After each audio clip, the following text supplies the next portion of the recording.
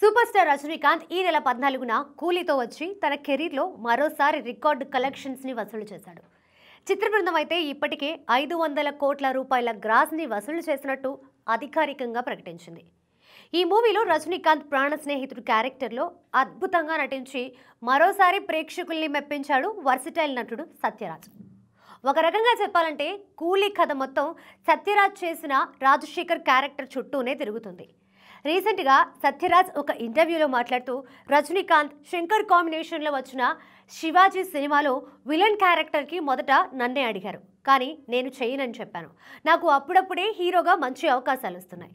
అలాంటి సమయంలో negative role చేస్తే ఇక అన్నీ అలాంటి అవకాశాలే వస్తాయని చేయలేదు.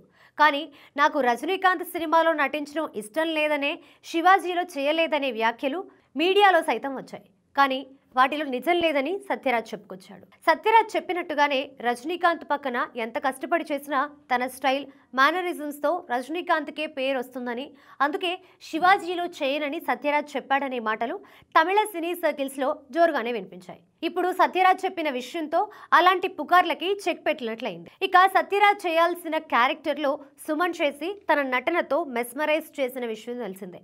శివాజీ విజయం మరింత పెరగడానికి కూడా భాగమయ్యాడు. 2007వ సంవత్సరంలో శివాజీ ప్రేక్షకుల ముందుకొచ్చింది.